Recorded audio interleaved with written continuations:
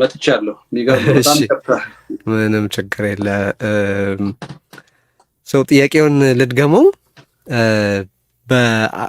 የሽግግር ሂደቱን በተመለከተ አወቃቀሩን ስትጽፍ በሶስት ከፍለህ ያቀረብካቸው ነገሮች አሉ። በአንድ በኩል የሀገራዊ ብሔርተኞች የሆነ ያህል ፐርሰንት፣ የንዑስ ብሔርተኞች የሆነ ያህል ፐርሰንት እና የህብረተሰብ የተለያዩ አደረጃጀቶች የሚወከሉባቸው የሲቪክና የሌሎች ተቋማትም ጭምር የሚካተቱ እንዲሆኑ አንስተሃል እና እዚህ ውስጥ በርዕዮት ተካፋዮች ራሳችንን አንመለከትም ያሉ ነበሩ። ለምሳሌ ልዩ ሁኔታ ያለባቸውን ሁኔታዎች ከግምት አላስገባም ብለው አንስተዋል እና አስተያየትን መስማት ፈልጌ ነው። ለምሳሌ ትግራይ ከኢትዮጵያ ጋር ያላትን ሁኔታ በተመለከተ ከዚህ ቀደም በነበረው የህገ መንግስት ማዕቀፍ ወይም ከማናቸውም ሌሎች የፖለቲካ ህብረተሰቦች ጋር በመቀላቀል ሳይሆን በተለይ በሚደረግ ስምምነት ከሆነው ነገር አንጻር በተለይ በሚደረግ ስምምነት ነው መቀጠል የምትችለው የሚል እምነት አለን እና በንዑስ ብሔርተኝነት ስም እዛ ጎራ ውስጥ ብቻ በመደብለቅ የሂደቱ ተካፋይ መሆን የሚቻል አይመስለንም የሚል ነጥብ አንስተዋል። የትግራይን ነገር በማንሳት ምናልባት ፓርቲኩላር የሆነ ሌላ የራሳችን ጥያቄ አለን በንዑስ ብሔርተኝነትም በአገር አቀፍ ብሔርተኝነት ውስጥ የማይጠቃለል ለሚሉ ኃይሎች ጥያቄዎች ያለህ መልስ ምንድን ነው ልልህ ነው። ሰምተኸዋል ጥያቄው በሚነሳበት ወቅት ብዬ አስባለሁ። እንግዲህ ድራፍት ነው ይሄ። አሁን ባለኝ መረዳት እኔ ኢትዮጵያ ውስጥ ባለው የኃይል አሰላለፍ ከሶስቱ የተለየ ሚና ወይም ከአራቱ አራት ለምሳሌ መንግስት አለ፣ በስልጣን ላይ ያለው መንግስት ብልጽግና ፓርቲ ማለት ነው። እሱም አለ በአራተኛ ደረጃ፣ ሶስቱ ብቻ አይደለም። ከአራቱ ውጭ ያለ ኃይል አለ የሚል እምነት ብዙም የታየኝ ነገር በንዑስ ብሔርተኝነት ስም ከሌሎች የብሔርተኝነት አደረጃጆች ጋር በንዑስ ብሔርተኝነት ስም እዛ ውስጥ ተደምሮ የሚፈታ ችግር አይደለም ያለን። የተለየ ስምምነት፣ የተለየ ሂደት፣ የተለየ ዲል ያስፈልገናል ብለን እናስባለን። ያ ነው የሪፍሌክት የሚያደርገው ማስተያየት እኮ። አሁን እንዲህ አይነቱ ነገር በናሽናል ዲያሎጉ ሂደት ነው ሊነሳ የሚችለው። ያ አውድሄ የምለው አለ አይደለም? እሱ ላይ ድርድሮች የሚካሄዱት፣ ውይይቶች የሚካሄዱት እዛ ላይ ነው። ለምሳሌ በንዑስ ብሔርተኝነት የተሰባሰቡት ኃይሎች የግድ አንድ አይነት ጥያቄ ሁሉም ይኖረዋል ማለት አይደለም። ግን ተቀራራቢ የሆነ አመለካከት ይኖራቸዋል ተብሎ ስለሚታሰብ የዛ አይነት መድረክ ቢኖራቸው በተደራጀ ሁኔታ የተሻለ ስራ መስራት ይቻላል የሚል ነው እንጂ እዛ ውስጥ ያለ ኃይል በተለየ ሁኔታ ሌላ ጥያቄ አያነሳም ማለት አይደለም። ማንም ፓርቲ፣ ማንም የፖለቲካ ኃይል የኔ የሚለው የተለየ ጥያቄ ካለው በዛ ሂደት መስተናገድ አለበት፣ ማቅረብ ይችላል። ኢቭን ምርጫው ላይ ለምሳሌ እኔ ከዚህኛው ጎራ ይልቅ ይሄኛው ጎራ ይቀርበኛል የሚል ካለ የራሱ ምርጫ ነው የሚሆነው። ያ በበጎ ፈቃደኝነት የሚቋቋም ስብስብ ነው የሚሆነው። ስርዓት እንዲኖረው የውይይቱ ሂደት፣ የድርድሩ ሂደት ለምሳሌ አሁን በብሔር አደረጃጀት የሚያምኑ በብዙ ነገሮች ተመሳሳይ አቋም አላቸው። ያ ማለት በሁሉም ነገር ግን ይስማማሉ ማለት አይደለም፣ ወይም ያሉበት ሁኔታ አንድ አይነት ነው ማለት አይደለም። ስለዚህ በአንድ በኩል የጋራ ጉዳዮችን በአግባቡ ለማስተናገድ ያ መድረክ ይጠቅማቸዋል እና ስርዓት ባለው ሁኔታ ውይይቶቹ፣ ድርድሮቹ እንዲካሄዱ እድል ይፈጥራል። ሁሉም በተናጠል ከሚገባ የጋራ አስተሳሰብ፣ ተመሳሳይ አስተሳሰብ ያላቸው በአንድ ጎራ ውስጥ ቢሆኑ ጥሩ ነው የሚል ነው። ያ ማለት ግን ተጨፍልቀው የሚያቀርቡት ጥያቄ አንድ አይነት ብቻ ይሆናል ማለት አይደለም። የተለየ ኢንተረስት አለኝ፣ የተለየ ጥያቄ አለኝ የሚል ኃይል ያን ጥያቄ የማቅረብ መብት አለ። አሁን እንዳልከው ለምሳሌ የትግራይ ኃይሎች እኛ የተለየ ጥያቄ አለን፣ የተለየ ድርድር እንፈልጋለን ካሉ ጥያቄውን የማቅረብ መብት የነሱ ነው፣ ተነሳሽነቱም የነሱ ነው የሚሆነው። አሁን ምናልባት እንዲህ አይነት ጥያቄ ይኖራቸዋል ብዬ ገምቼ እኔ ማቅረብ ያለብኝ አይመስለኝም። እዛ ላይ ግን እንዳየኸው ቱ ዘ ኤክስቴንት ምን ላይ ሄጃለሁ። ለምሳሌ ዋናው ትልቁ ቅራኔ የሚነሳው፣ ትልቁ ልዩነት የሚነሳው ህገ መንግስቱ ላይ ነው አይደለም? ህገ መንግስቱ ላይ ባሉ አንቀጾች ነው። እዛ ላይ አንድም ፓርቲ ቢሆን የተቃወመው ነገር ካለ እና የተሟላ ኮንሰንሰስ ከሌለ ምንድን ነው ያልኩት፣ በቃ ያን በምክር ቤት አይወሰንም። ያ ነገር የሚወሰነው በህዝበ ውሳኔ ብቻ ነው። ያ ምንድን ነው በቮት በብዙሃን አስተሳሰብ የጥቂቶች ነው ተብሎ አስተሳሰብ እንዳይደፈቅ እና ቅራኔውን እንዳያስቀጥለው ያን ያህል ነው ቀመሩ ራሱ። እኔ የሚኖረኝ ውክልና ስንት ፐርሰንት ነው የሚለው በጣም አከራካሪና አወዛጋቢ እንደሚሆን ገምቻለሁ፣ አስቀምጫለሁ። ነገር ግን ሊያጣላ እንዳይችል ትርጉም የለሽ እንዲሆንም ለማድረግ ደግሞ ሰነዱ ጥረት አድርጓል። ምክንያቱም በኮንሰንሰስ ብቻ ከሆነ የሚወሰነው በድምፅ ብልጫ የማይወሰንብኝ ከሆነ የኔ ቁጥሬ 20% ሆነ 30% ሆነ ዳዝም ማተር፣ ዋናው ሌሎች ኃይሎች እጅ አውጥተው በኔ ላይ የሚጭኑት ነገር አለመኖሩ፣ ልዩነቴ ተጠብቆ ያ ልዩነቴ በትክክለኛው መድረክ ዲሞክራቲክ በሆነ አግባብ ህዝቡ እንዲወስነው እድል ከተሰጠው ቀመሩ ላይ ብዙ መጨቃጨቅና መከራከር የለብኝም ብለው ሁሉ እንዲያስቡ ነው ያ የተደረገው። ስለዚህ ማንኛውም አይነት ጥያቄ ከማንኛውም አካል ሊነሳ ይችላል። ይሄ ጎራዎቹ የተፈጠሩት በበጎ ፈቃደኝነት ነው የሚፈጠሩት። ማንም የፈለገው ጎራ ውስጥ ነው የሚገባው። እኔ ይሄኛው ይቀርበኛል ካለ ይችላል ነው። ነገር ግን እዛ ውስጥ የሚነሱት ጥያቄዎች አንድ አይነት ብቻ ይሆናሉ ማለት አይደለም። የተለያዩ ጥያቄዎች ሊቀርቡ ይችላሉ እና ምክር ቤቱም ውስጥ የሚኖራቸው ውክልና በጎራ ይባል እንጂ እያንዳንዳቸው እዛ ውስጥ ያሉ ውክልና ይኖራቸው። ጎራው ግን ለማስተባበር ይረዳል። አለበለዚያ እንትን ነው ኬዎስ ነው የሚሆነው። ከ60 በላይ ከ70 በላይ ፓርቲ ይዘን ይሄ ሁሉ በግሉ ይደራደር ብንል አስቸጋሪ ነው። መጀመሪያ እስቲ ሰብሰብ ብሎ የሆነ ጎራ ፈጥሮ ተቀራራቢ ተመሳሳይ የሆነ ሐሳብ ያላቸው በጋራ የሚያቀርቡበት እድል ከተፈጠረ እንደዚህ አይነት የተለየ ጥያቄ ያለን የሚሉ ኃይሎች በጣም ጥቂት ይሆናሉ ማለት ነው። ጥያቄዎቹም ይመጠናሉ ማለት ነው። ማኔጀብል ይሆናሉ ማለት ነው።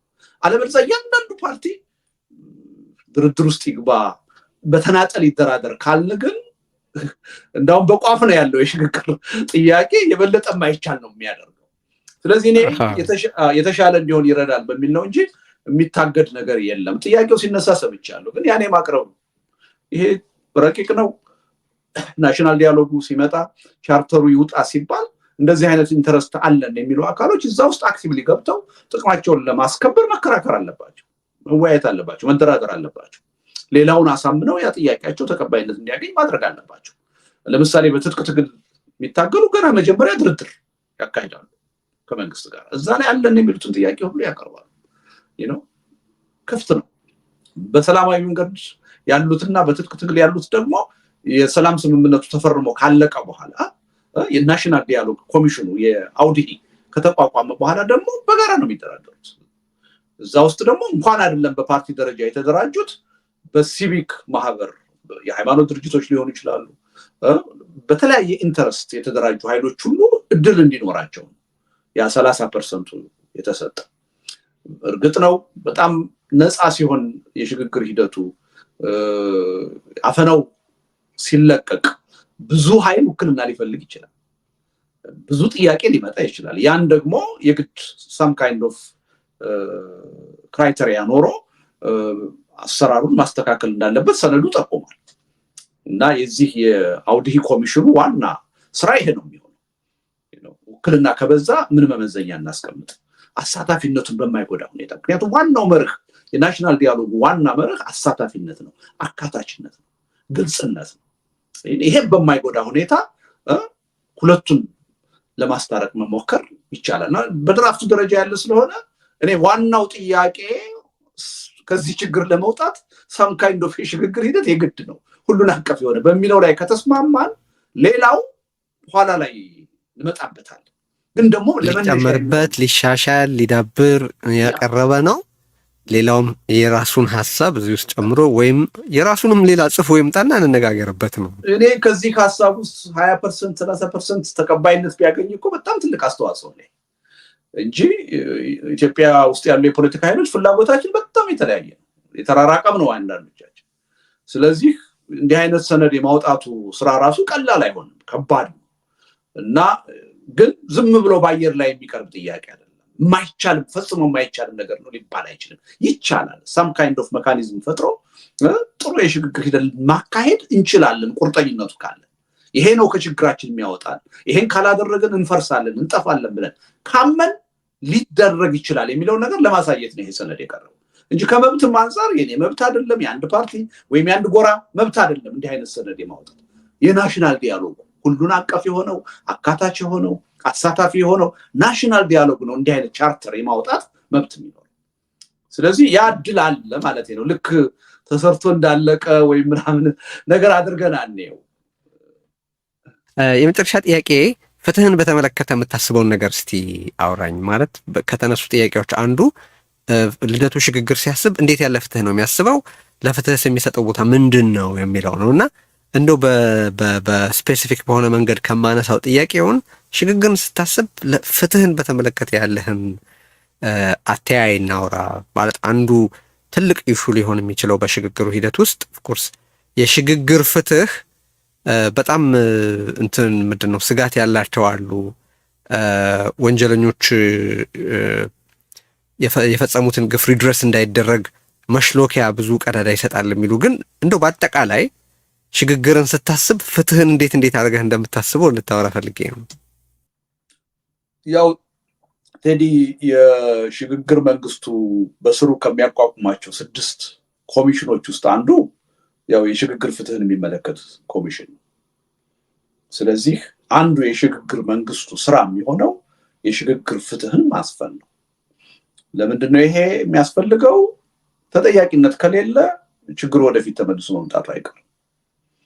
አሁንም ችግሩ በዚህ መጠን ከጊዜ ወደ ጊዜ እየተባባሰ የመጣው የተጠያቂነት ጉዳይ ወደ ጎን ስለተገፋ ነው። ከዚህ ቀደም ወንጀል የፈጸሙ በህዝብ ላይ በደል የፈጸሙ ችግር የፈጠሩ አመራሮች፣ የፖለቲካ ሰዎች፣ የጸጥታ ኃይሎች ተጠያቂነት ስለሌለ ነው። ማንም ማንንም ገሎ ማንም የፈለገውን ወንጀል ሰርቶ የሚኖርበት አገር ስለሆነ ነው ይሄ ችግር የበለጠ እየተባባሰ ይመጣል። ስለዚህ የፍትህ ጉዳይ የሚታለፍ ነገር አይደለም። የሚታለፍ ነገር ስላልሆነ ነው አንዱ የሽግግር መንግስቱ ኃላፊነት የሽግግር ፍትህን ማስፈን አስቀምጫለሁ። በእኔ እምነት ያለፉትን 33 ዓመታት ጉዳይ ሊያይ ቢችል ተገቢ ነው የሚል እምነት አለ። ከዛ በፊት ያለውን እንሂድ ካለ በጣም መቋጫ ነው የሚያጣው፣ በጣም አስቸጋሪ ነው የሚሆነው። ቢያንስ ግን በዚህ 33 ዓመት የሆኑትን ነገሮች አጣርቶ ተገቢ የሆነ ፍትህ የሚያሰፍን ስራ መሰራት አለበት የሚል እምነት አለኝ እና ሁለተኛው ዓመት ላይ እንዲሰራ ነው እሱ የፈለኩት። ያለ ምክንያት አይደለም። አንዳንድ ጊዜ የፍትህ ጉዳይ አስፈላጊ መሆኑ ጥያቄ ውስጥ የሚገባ አይደለም። ግን የፍትህ ጥያቄ ቀድሞ ሲመጣ እንቅፋት ደግሞ የሚሆንበት ሁኔታ አለ። መፍትሄ እንዳይመጣ ራሱ እንቅፋት የሚሆንበት ሁኔታ አለ። ምዕራባውያኖቹን በጣም የሚቸገሩት ይሄ ይመስለኛል። በጠራራ ፀሐይ ትልቅ ወንጀል መፈጸሙን እያወቁ አንዳንድ ጊዜ እንዳላዩ ለማለፍ የሚገደዱት ያለ ምክንያት አይደለም። ችግሮችን እንደገና የበለጠ እንዳያባብስ ከመስጋት እኔ አሁንም ቢሆን መጀመሪያ አስፈላጊነቱ ላይ መተማመን፣ ነፃና ገለልተኛ የሆነ አካል፣ አሳታፊ የሆነ አካል ይሄን ጉዳይ እንዲያዩ ማድረግ የማይታለፍ ነገር መሆኑን ማመን። ስለዚህ ይሄን ካል ቀዳሚ ስራችን መሆን ያለበት የሽግግሩ ሂደት እንዴት ይጀመር፣ እንዴት ይካሄድ የሚለው ላይ መሆን አለበት። የመጀመሪያው ዓመትም ደግሞ ህግና ስርዓትን ማስፈን፣ ጸጥታን ማስከበር፣ የተረጋጋ ሁኔታ መፍጠር ላይ መሆን አለበት የሚል እምነት ነው ያለኝ። ሁለተኛው ዓመት ላይ ግን የማይታለፈው የሽግግር ፍትህ ጉዳይ መምጣት አለበት። ያ የሽግግር ፍትህ አስቀምጫለሁ እዚያ። በእርቅ የሚታለፉ ጉዳዮች ይኖራሉ፣ በምህረት የሚታለፉ ነገሮች ሊኖሩ ይችላሉ። የህግ ተጠያቂነት ደግሞ አይቀርም ተብሎ ሰዎች የሚቀጡባቸው በህግ የሚዳኙባቸው ደግሞ ወንጀሎች ይኖራሉ። ይሄን በደንብ ስራውን የመስራት ኃላፊነት ያኔ የሚቋቋሙ ኮሚሽን ይሆናል። ኮሚሽኑ በውጭ ኤክስፐርቶች ሁሉ መረዳት አለበት፣ መታገዝ አለበት። ምክንያቱም ይሄ ቀላል ስራ አይደለም። የሌሎች ሀገሮች ልምድ ሁሉ መቀሰም አለበት። ስለዚህ በዛ መልኩ ይሄን ጉዳይ የሚያዩ አዲስ ገለልተኛ የሆኑ ተቋማት ራሱ መቋቋም አለባቸው። አሁን መንግስት እንደሚለው ቀልድ መሆን የለበትም። ራሱ ዋናው የወንጀል ተጠያቂ ሆኖ እያለ እኔ ራሴ በማቋቁመው ኮሚሽን ችግሩ ይፈታል ብሎ ማመን የሚሆን ነገር አይደለም። ከዚህ ወጥተን በነፃነት በገለልተኝነት ይሄን ችግር በደንብ ሊያይ የሚችል ኮሚሽን ያስፈልጋል። ከ6ቱ ኃላፊነቶች ውስጥ አንዱ ይሄ ነው። ግን አሁን ቀድመን ዋና መወያያ ይሄን ነገር ማድረጉ ይጠቅማል የሚለው ላይ የራሴ ሪዘርቬሽን አለ። መጀመሪያ የሽግግር ሂደት ውስጥ መግባቱ ላይ እንተማመን። የሽግግር ሂደቱም ደግሞ ዘላቂ ሰላም፣ ዘላቂ መረጋጋት በሚያመጣ ሁኔታ የሽግግር ፍትህን እንደሚያየው ማመላከቱም ተገቢ ይመስለኛል። ይሄ ማለት ግን ወንጀል የፈጸሙ ሰዎች በምንም መልኩ መታለፍ የለባቸው። ያን የምናልፍ ከሆነ ኋላም መልሶ ችግሩ ይቀጥላል። ተጠያቂነት እስከሌለ ድረስ ወንጀል ማስወገድ አይቻልም። ለዛ ነው ዓለም ህግ ያስፈልገው፣ የወንጀለኛ መቅጫ ህግ ያስፈልገው፣ የፍትሐ ህግ ያስፈልገው የግድ ነው። ተጠያቂነት ከሌለ ወንጀል ማስቀረት አይቻልም። ተመሳሳይ ጥፋት ማስቀረት አይቻልም። እና ኢትዮጵያ ውስጥ ኢቭን እዚህ ደረጃ ላይ እንድንደርስ ያደረገን አንዱ የተጠያቂነት እጦት ብዬ ነው የማምነው። ከጊዜው አንጻር መቼ መነሳት አለበት እንዴት መነሳት አለበት የሚለው ላይ ግን የየራሳችን ምልከታ ልዩነት ሊኖር ይችላል። አይ ቲንክ እነዚህ ናቸው የተነሱት ነጥቦች ከሞላ ጎደል በደንብ አንስተናቸዋል አውርተናቸዋል ብዬ ነው ማስበው። በርዕዮት በኩል የተነሱት አንኳር የሚባሉት በሰነዶቹ ዙሪያ የተነሱት ነጥቦች እነዚህ ዛሬ ያነሳናቸው ነበሩ። ስለዚህ እነዛን አንስተናል። በጣም አመሰግናለሁ እንግዲህ ለጊዜ ለሀሳብህ ለአስተዋጽኦ ሁሉ። ግን ምናልባት በዚህ ውይይት ላይ መነሳት ኖሮበት ያልተነሳ ነገር አለ ካላልክ በስተቀር የዛሬ ውይይታችን እዚህ ላይ ነው ፍጻሜው። አዎ እንደ አንድ ነገር ለማለት ነው። ዋናው ነገር ምንድነው? አሁን ቴዲ እንደዚህ አይነቶችን ውይይቶች የፈለገውን ጊዜ ሰጥተን ብንቀጥል ልዩነት መኖሩ የሚቀር አይደለም። እንኳንስ በአንድ ሰነድና በጣም ጠባብ በሆኑ ጉዳዮች ላይ ልዩነት ይኖራል። አንድ ሰነድ በጣም ብዙ ነገር የታጨቀበት ነገር ነው እና ይሄ እንዲህ አይነት ሰነድ የሚቀርበው የግድ መስማማት ለመፍጠር አይደለም። በእኔ እምነት ዋናው ነገር መግባባት ለመፍጠር መግባባት አንዳችን ምንድን ነው የምናስበው ብለን የሌላችንን አስተሳሰብ ማየት እንድንችል መረዳዳት እንድንችል። ኢትዮጵያ ውስጥ አንዱ የሚስ አንደርስታንዲንግ ጉዳይ ነው። ሌላው ምንድን ነው የሚያስበው በትክክል ምንድን ነው እያለ ያለ የሚለውን ነገር ሁሉ አይምሯችንን ክፍት አድርገን በቅን ልቦና አናዳምጥም እና መግባባት አልቻለም እና ሪሊ በማንኛውም ጉዳይ ላይ ዘላቂ የሆነ ስምምነት ይመጣል ማለት ነው። የምንስማማባቸው ነገሮች ይኖራሉ፣ ግን በየጊዜው ደግሞ ልዩነቶች ይፈጠራሉ። ልዩነቶች ተፈጥሯዊ ናቸው፣ ዘላለማዊም ናቸው። የሰው ልጅ እስካለ ድረስ ልዩነት አብሮ ነው የሚኖረው። ልዩነት ስላለ ግን ችግሮች አይፈቱም ማለት አይደለም። ልዩነትን ለመፍታት የሚያስችሉ መካኒዝሞች አሉ። አንዱ መካኒዝም ዴሞክራሲ ነው፣ የህዝብ ውሳኔ ነው። እሱን ለመቀበል ለሱ ለመገዛት እስከወደድን ድረስ ፈቃደኛ እስከሆን ድረስ የማይፈታ ቅራኔ የለም፣ ችግር የለም ብዬ ነው የማምነው እና ዋናው ነገር ለመስማማት ሳይሆን ለመግባባት ነው። ከተግባባን የአስተሳሰብ ልዩነቶች ቅራኔዎች ሁሉ የማይፈቱበት ምንም ምክንያት የለም። ኢትዮጵያም አሁን የገጠማት ችግር ልዩነት ሌላ ዓለም ሌላ ህዝብ ያልገጠመው አይደለም። ብዙዎች ተመሳሳይ ነገር ገጥሟቸው ተሻግረውታል፣ አልፈውታል። መፍትሄ የሌለው ነገር የለም። የእኛ ችግር ግን የችግሩ ክብደት ላይ አይደለም፣ የልዩ ክብደት ላይ አይደለም፣ ወይም መፍትሄ የለሽ ሆኖ አይደለም። በተለየ ሁኔታ እኛ መደማመጥ አልቻለም፣ መከባበር አልቻለም። አንዳችን ሌላችንን ለማዳመጥ አንዳችን የሌላችንን ችግር ለመገንዘብ ለመረዳት ተገቢ ቦታ አንሰጥም። ትልቁ ችግራችን በዚህ ደረጃ ያለው ባህሪያችን ከተቀየረ፣ መደማመጥ ከቻል፣ መከባበር ከቻል፣ አንዳችን በሌላችን ጫማ ራሳችንን አስቀምጠን ችግሮችን ለመረዳት ከሞከር እኔ ኢትዮጵያ ውስጥ ማንሻገረው ችግር አለ የሚል እምነት የለም እና ይሄ ነገር ታሳቢ ቢሆን አሁንም ቢሆን በሽግግር ሂደቱ ዝርዝር ጉዳዮች ላይ መቼም ቢሆን ልዩነት ሊኖረን ይችላል። በቃ ይሄ የተሟላ አንድነት በዚህ ላይ ስምምነት አለን ብለን ልንቋጭ የምንችል አይመስለኝም። ዋናው ነገር ግን ከዚህ ጣጣ ከዚህ የፖለቲካ ቀውስ ወጥተን ህልውናችንን ማስቀጠል የምንችለው በሽግግር ሂደት በአዲስ የሽግግር ሂደት ውስጥ መግባት ስንችል ነው በሚለው ከተስማማን እኔ ትልቅ ውጤት ይመስለኛል።